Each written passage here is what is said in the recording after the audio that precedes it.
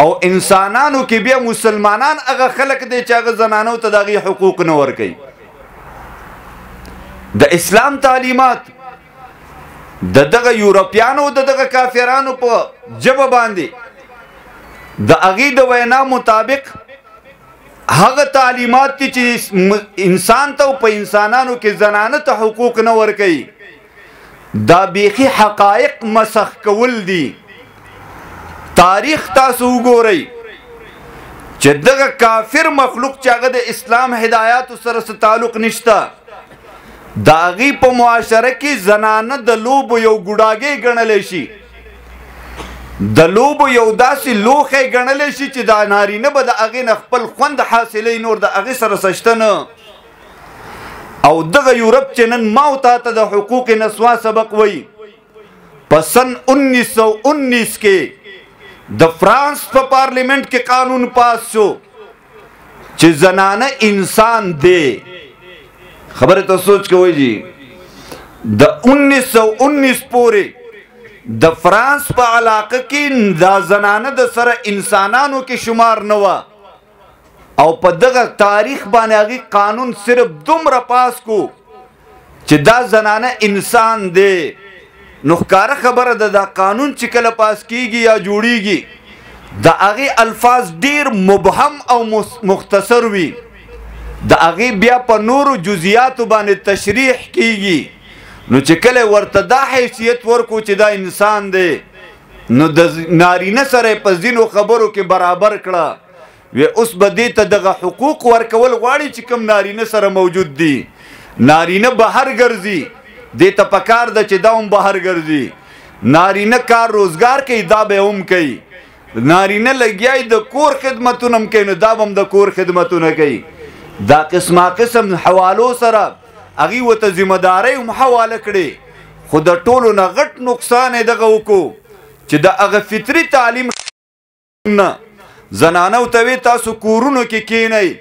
هغې د کور نه بهر راوویستې. د بهر راوتلو سره د هغې سموده پس معاشرې یو داسې رنګ واغسته چې هغه زنانه هغه دغه نارینهو ته د دغه لوبو هغه ګوډاګۍ چې د مخکې نه کم را روانو، باوجود د دې چې د انسان حیثیت ورته ورکو، خو دې زنانه ته هغې حیثیت عملا دغه ورکو چې دا د هغې د خواهشاتو پوره کولو یو ذریعه وګرځېده. نور د هغې هغه حیثیت په ځای پاتې نه شو، او دغې زنانه هم د خپل خواهش پوره کولو دپاره دې ته ونه کتل چې زه دې په محدوده پیمانه باندې دا کار وکم، بلکې د زناورو په شانې لارو کوڅو کې دغه اعمال شروع کړو. نو نن د یورپ هغه سنجیده خلک په دې سوچ او فکر کې دي چې مونږ خو د خپلې زنانه د کوره راوویستلې، دا واپس کور ته څنګه دننه کړو. او بل طرف ته مسلمانانو ته د سزا ورکولو دپاره، د دینه د انتقام اخیستلو دپاره دغه مهم شروع کو، او د هغې دپاره باقاعده یهودیانو پنډینګ وکړو چې تاسو د مسلمانانو زنانه د کورونو نه راوباسئ. دا به زمونږ دپاره سزا وي، عذاب به دا به یو جنګ وي زمونږ سره. هغې په دغه کوشش کې لګیا دي. د اسلام تعلیم څه دی چې دا کومه موقع کې مونږ تاسو شریک یو، د اسلام تعلیم دغه دی چې د نارینه او د زنانه یو باپرده تعلق چې په هغې کې به د انسان فطري جذبات هم پوره کیږي، او د هغې سره سره به د معاشرې هغه امن او حیا او پرده او د نسب دا هر څه به محفوظ پاتې. د هغې دپاره یې دغه طریقه وښودله، او د انسان د فطري تقاضې پوره کولو دپاره یې جایزه لار درته وښودله. او بیا نبي علیه الصلاة والسلام عملا دغه کار وکړو هم چې د زنانو سره نکاحونه مو کړه، او د هغې بچیم پیدا شو، د هغې نسب هم وچلېده. نو دا ټولې خبرې د دې خبرې مونږ ته تعلیم دی چې به دا کار د کولو دی. خو دا کار چې د کولو دی نو په هغې کې بیا هم څه حدود پکار دي. د هر عمل دپاره څه حدود وي که نه. اوس مونږ په مانځه کې ولاړ یو، امام تلاوت کوي، نو هغه ته الله پاک وایي ولا تجهر بصلاتک ولا تخافت بها، نه ډېرې چغې وهه او مه دومره کم آواز وباسه چې دوه کسان در پسې ولاړې هغې نه اوري. چې په مانځه کې دغه حکم دی، او حدود مقرر دي چې نه به افراط کې نه به تفرید کې، نه به د حد نه پورته ځي، نه به د حد نه کم پاتې کېږي. نو اسلام په هغه کې دا انسان بې اثر او بې تعلیم پرې نه خودو او دغه ورته او خودل چې ستا دغه فطري تقاضا هغه به پوره کیږي هم خدای د پاره به دغه حدود مقرر چې د الله نافرمانی به پکې نه کې انو مونږ نن دغه ودونو کوم سلسله چې روانه دغه مونږ وګورو د الله پاک بې حساب نافرمانی هغه کې شروع وي واده په خپل زبان سنت عمل دی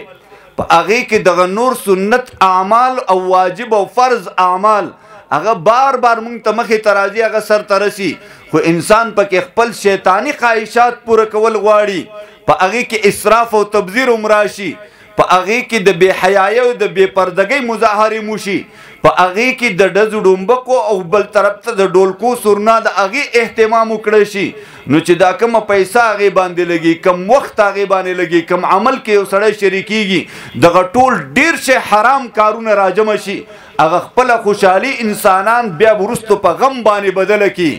مولانا بجلیګر صاحب رحمت الله علیه هغه یو زنانه را تراله ما ته وی چې ز زوی والم نه ما ورته وی چې خدای دې وته هدایت وکینو لګ مې په ځان ناغرضه کو ان بیا سورج پس بیا رااله چې زوی انګور دواړو والم ما چې د الله لاک شکر دې ډیر خو شو چې خې والی وینو خبوي ناغه وی چې دا ولې ما لیدلې نه وي چې د زوی دی واده ته په وخت په غړې دي اچ چا درته وی چې د سیمکونه تاوي چې زما دغه یو زوی دی دا خوشحالي را باندې خدای راوستي او دادې را باندې سود کی نه لکه خوشحالي خدای راوستي دا مطلب شو چې ته بس خپل حدود کراس کې د حدود کراس کولو کو مسلمان ته اجازه نشته انسان دا یورپ اوس مونږ ته تعلیم راکوي انسان الله آزاد پیدا کړی اوس مسلمان دی هغه ته دا تعلیم ورکوي چې ته آزادي کته ځان ته مسلمان وای مونږ کینو په خبره ده او کنه کنه چا باندې زور نشته چا باندې زور نشته 1994 کې چې کله طالبان په افغانستان باندې قابض شو نو هغه وخت کې به اغي د اذان په ټیم کې د خلکو پسې کوړه راغستې و انو چا ولې به گزار نه ورکو صرف کوړه بلاس کې وسرون سړی به منډه واله بیا په قلاره بنتلو منډه به واله جمعه ته برسېدو انو په هغه وخت کې د یورپیانو او د یورپ نه متاثر زما استا هغه مسلمانانو وروړو چې زما استا سره په یو گاوند کې لګیای او د یورپ نه متاثرای هغه بم لګیاو ویلا اکراه فی الدین د قران آیت به پیش کوخه همدغه یورپیانو وته چل خو دل ودا لا اکراه په دین کې خو جبر نشته دا زموږ استاد محترم ناس دی اغه نه مونږ زده کړی دي چې یو د دین قبلول دي یو په دین عمل کول دي د دین قبلولو کې بچا باندې زور جبر نشته دعوت به ورکې دلیل سره به ورته خبره کې واضحه کې به ورته چې وې په پوهې شو ځان ورته تیار کو چې زه اوس کومه نو بس ټیک د به کوي او تاسو سره ومنل یو ځل نو د چې کلمه اویل نو یو دایری ترادن نشو او د اسلام تعلیماتو ته تن کې خودو اوس چې کوم مقتدر قوتونه دي د اغي ذمہ داری وګرځیدا چې کدا سړی د اسلام مطابق عمل نه کوي په زور به پی کوي نو دا زموږ په لاس کې او پاکستان کې زور نشته نو د الله امتحان روان دی او بس دا پښتانه دي د الله شکر ادا کوي چې دغه ډنډم له لاس لراله کنه ته بیا مونږ ونه کې د تر خپل عمل کوم بیا کنه بے حیا او پردې به زنانه او بازار کې وګرځي دا سګب دی انو چې اسلام نه بهري دم دربانی اسکار نشتا او چې اسلام ترالی د اسلام مطابق د ژوند تیرې یو سړی سعودي عرب کې دی او هغه گاړی چلی نو الته ورته هدایات دي چې په خی طرف باندې به گاړی چلی د روډ په خی طرف باندې پاکستانی دغه سرکار نشته چې هغه ته وایي چې ګس طرف ته راوړه او چې کله دی په جهاز کې راوختو او پیښور یا اسلام آباد ایرپورټ باندې کوز شو او هغه ځنه په خپله ګاډي ته کېناستو په خی طرف یې را روان کړی په موټروی باندې انو ستاسو څه خیال دی 2 منټه پس به سر خوړلی که نه یا به سر خوړلی او یا به خړ وردو والا سیټ تکړی چې خانه په هغه طرف خو د بې اصولۍ 15,000 پرچه ده په دې طرف خو به 1 لاک پرچه درکو دا تا کوم نو دی به سره بیا دا جګړه نشي کولی چې به یې په خی طرف باندې په سعودي عرب کې خلک گاړی چلی مونږ ته ډېر خلک دغه هم ثبوتونه پیش کوي که نه په سعودي عرب کې نن اختر دی دلته ولې نه دی هلته نن اختر دی دلته ولې نه دی نو هلته په خی طرف گاړی چلول دی دلته ولې نه دی دا شرعي مسائل اگر چې په دغه مثال باندې فټ کول خبره نه ده بهرحال دغه مثال په تور مې خبره وکړه انو که دا سړی پاکستان ته راغی اوس به دی د پاکستان قانون مني او په دغه ګس طرف باندې به ګاډی چلی او که په ښی چلی یا به سر خوري یا به جرمانه خوري او نو دغه شانې که یو سړی هندو دی عیسائی دی سکھ دی بل څه دی بل څه دی او د اسلام نه دی قبول کړی نو په هغه باندې د چا زور نشته چې هغه باندې د اسلام احکام لاګو کړي خو چې کله کلمه وویله اوس په ده باندې لازم شو او چې کله یو داسې قوت هغه په اقتدار کې راشي چې هغه د دین احکام پابندي کول غواړي ټیک ټاک به په دې خلکو باندې زور راوړي ورته به وایي چې کوئ به داسې دا د هغې حق دی او د هغې فرض دی نو دغه شانې د خادو کې چې کله د اسلام خلاف د اسلامي هدایاتو خلاف کم عمل شروع شي نو یو خو هغه کور بې برکته شي یو چې هغه کم واده والا او رشتې والا کسان دي هغې ته ترې نقصان جوړ شي مستقبل کې د هغې ژوند بې اطمینانوي دغه هغه روحاني اثرات دي او د کلي علاقې خلک هغه که ته ډېر خوشحاله کې او ډېر خوشحاله کې انو هغه به نن تا ته شاباسې ووایي خو چې لږ اخوا کېږي نو بیا به در باندې نورې تبصرې کوي یو سړی هغه خیرات وکړو انو خیرات دپاره ډېر ګڼ خلک راجمع کړل ډېر مالدار سړی انو دې خلکو باندې بیا ډوډۍ وخوړه او بیا چې گیټ کې رخصتېدل نو د رخصتۍ سره سره بیا هغې له 10 روپۍ هم ورکړې انو بیا خپل جاسوسان خواره کړي وې ته دې خلکو ته غوږ کېده چې دا خلک زما باره کې څه وایي نو چې خلک به لږ اخوا کېدل انو یې څه بشلېدلی وی که د 10 په دی 10 کړي وي دا خلک خوشحالېږي خو نه که ته هر څومره ورته ډولکي وغږې او هر څومره پې خوراکونه وکې نو دا خوشحالېږي نه رضاکار دی هغه وکړه نو الله خو به خوشحاله شي که نه مخلوق نه خوشحالېږي الله به خوشحاله شي چې الله خوشحاله شو نو بیا پکې پاتې څه شو